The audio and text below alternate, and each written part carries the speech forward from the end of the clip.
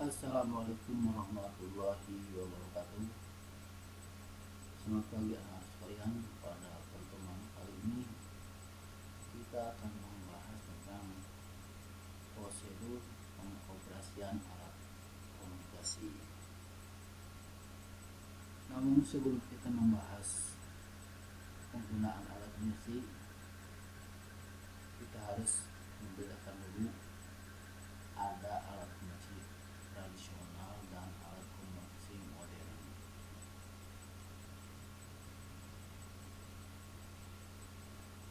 Sebelumnya kita bahas tentang alat komunikasi yang berhubungan dalam dunia bisnis atau transaksi. Seseorang itu tidak akan berhasil dalam bisnis tanpa dia mampu untuk mengkomunikasikan barang yang akan dijualnya. Hal ini tidak mudah untuk dipelajari. Kadang-kadang seorang itu punya keahlian alami untuk menyampaikan sesuatu kepada seseorang. Dan dalam bisnis, keterampilan di dalam berkomunikasi itu merupakan syarat yang mutlak. Sebab bagaimanapun barang itu bagus ketika dia tidak mampu untuk menyampaikan atau untuk mengkomunikasikan kepada pelanggan atau konsumen, ini tidak akan berhasil.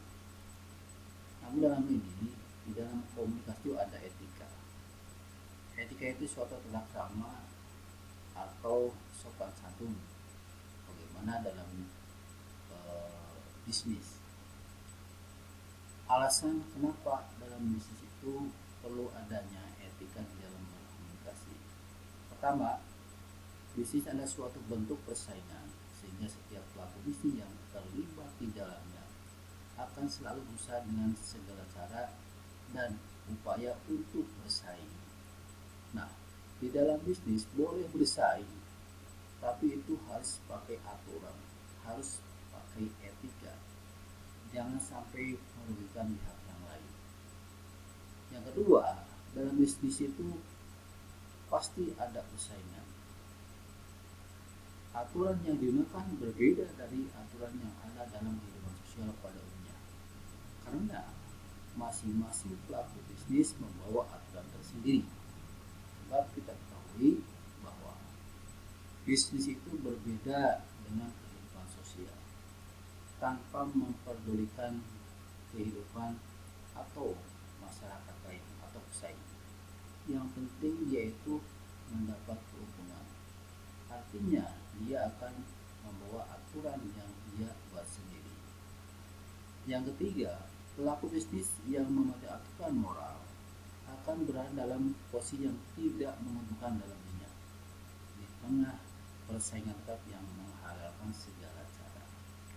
Nah, di dalam ini kadang-kadang pelaku bisnis itu menyampingkan masalah moral. Yang penting dia itu berhasil. Artinya di sini menghalalkan segala cara. Padahal di dalam etika itu tidak boleh. Apa itu etika? Etika adalah norma atau landasan perilaku baik buruknya seseorang di dalam tata susila atau kebiasaan yang dilakukan dalam kehidupan sehari-hari. Di dalam bisnis ada prinsip-prinsip etika bisnis. Yang pertama, prinsip otonomi. Artinya bebas untuk mengambil keputusan dan bertindak berdasarkan keputusan atau adanya kesepakatan. Makanya di situ boleh silakan saja apa yang dia inginkan. Artinya otonomi. Ataupun mungkin adanya kesepakatan antara pihak pembeli dan penjual. Yang kedua, prinsip kejujuran. Segala ucapan, sikap dan tindakan dalam bisnis didasarkan pada kebenaran yang sesungguhnya atau kejujuran. Kejujuran dalam memberikan informasi tentang produk yang dijual. Jadi jangan sampai produk yang dijual itu tidak sesuai dengan kenyataannya. Yang ketiga, prinsip keadilan. Menjunjung tinggi adanya hak dan kewajiban dari kedua belah pihak, baik penjual ataupun pembeli. Maka sini ada istilah hak pembeli, hak penjual, kewajiban pembeli, dan kewajiban penjual. Ini perlu adanya prinsip keadilan. Etika komunikasi di dalam bisnis itu dibagi menjadi dua. Pertama adalah etika primer dan etika sekunder. Etika primer artinya mengatur hubungan langsung yang diperlukan dalam perusahaan atau internal di dalam melaksanakan fungsi-fungsinya.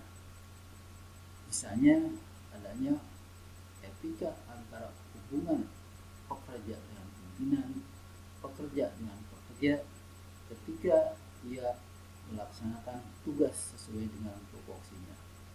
Yang kedua, etika sekunder artinya hubungan dengan pihak luar, sebab perusahaan tidak mungkin berdiri sendiri.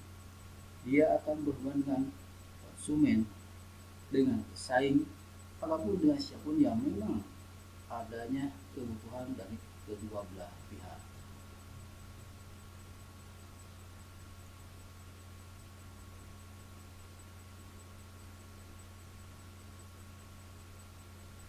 Di dalam etika pergaulan bisnis, ini ada etika hubungan antara penjual dengan pelanggan yang diatur dalam Undang-Undang Perlindungan Konsumen, dan ada istilah kode etik APRI. APRI itu adalah Asosiasi Penjual Langsung Indonesia. Ini mengatur hubungan antara penjual dengan pelanggan atau konsumen. Contoh pertama, penggunaan kemasan yang beragam harus mencerminkan perbandingan perbedaan harga dan produknya.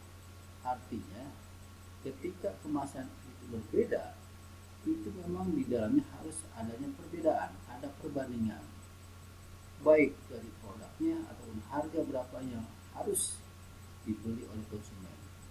Yang kedua, adanya informasi atau artikel produk pada bagian luar kemasan. Di sini di dalam produk itu harus mencerminkan atau menjelaskan apa yang ada di dalam kemasan tersebut. Yang ketiga, promosi secara jujur dan bersaing secara sehat. Jadi di sini boleh ini bersaing, tapi secara sehat, jujur, sesuai dengan apa adanya. Keempat, adanya pemberian servis atau garansi kepada siapapun konsumen yang ketika suatu saat terjadi adanya klaim atau adanya rasa ketidakpuasan setelah dia membeli barang.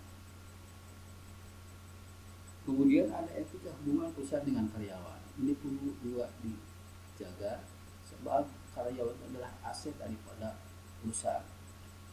Mulai dari rekrutmen atau penerimaan tenaga kerja, di sini perlu fair, artinya jangan pilih kasih.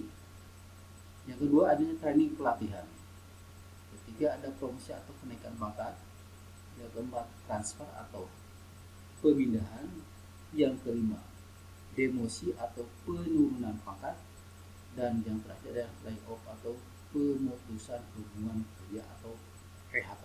Ini perlu adanya aturan, adanya etika atau adanya SOP, jangan sampai merugikan karyawan.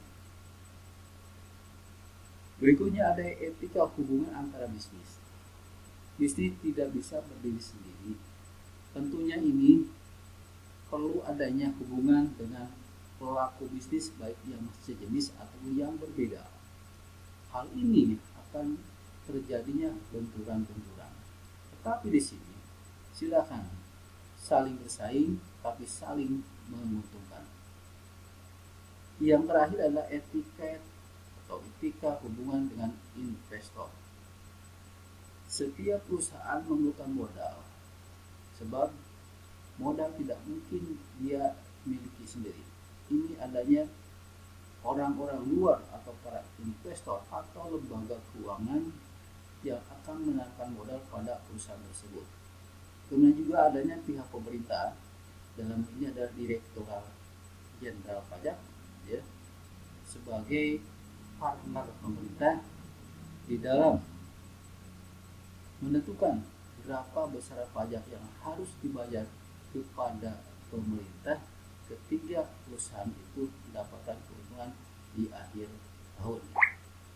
Itu saja mungkin pertemuan hari ini, mudah-mudahan kalian dipahami. Mudah-mudahan kita bertemu lagi di jadwal yang sama. Terima kasih. Assalamualaikum warahmatullahi wabarakatuh.